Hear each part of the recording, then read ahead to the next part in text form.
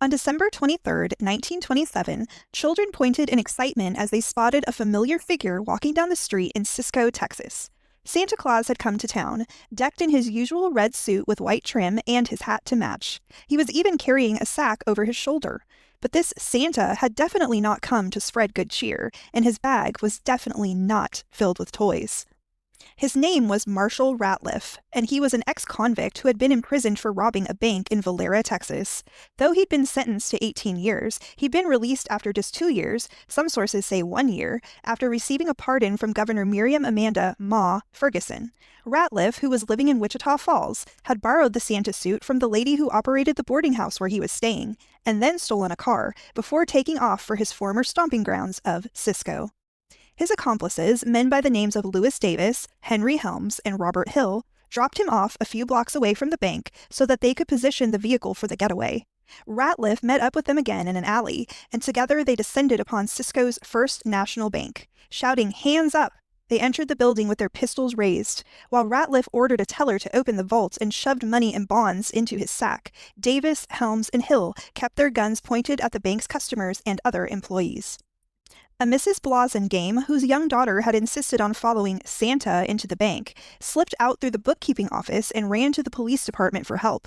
Chief G.E. Bitt Bedford, along with other officers, raced to the scene. So did a number of civilians who had heard the commotion and grabbed their firearms. When the robbers ran out of the bank and into the alleyway, a shootout ensued on the streets of Cisco, a shootout that would take the lives of Chief Bedford and Deputy George Carmichael. The robbers made off with $12,400 in cash and $150,000 in securities. They also took 2 girls, ages 10 and 12, hostage. They drove several miles before letting the girls go. By then, the getaway car was out of gas, had a flat tire, and had been peppered with bullets. They forced a family out of their car, but realized too late that the 14-year-old boy driving the vehicle had outsmarted them and run off with the keys. Davis, severely wounded, was left alone in this second car, with all of the loot from the bank. He later died in the hospital.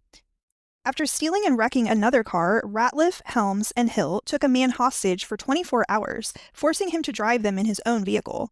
They then decided to let him go and stole yet another vehicle.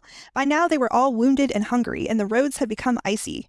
Sheriff Foster of Young County ambushed them as they attempted to cross the Brazos River, but Texas Ranger Cy Bradford is believed to have hit all 3 of the criminals in a shootout in a field after yet another car chase.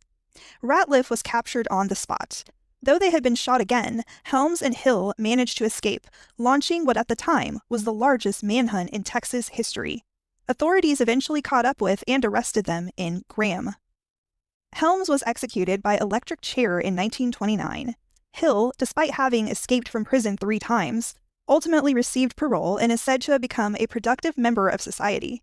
Ratliff had been sentenced to death, and his mother had just filed for a lunacy hearing on his behalf, when a mob took matters into their own hands in November 1928. After mortally wounding one of his jailers in an escape attempt, Marshal Santa Claus Ratliff had no chance of overpowering the enormous crowd of vigilantes at the Eastland County Jail, who seized and hanged him. So there you have it, the story of the Santa Claus robbery in Cisco, Texas. Thanks for tuning in, and until next time, y'all.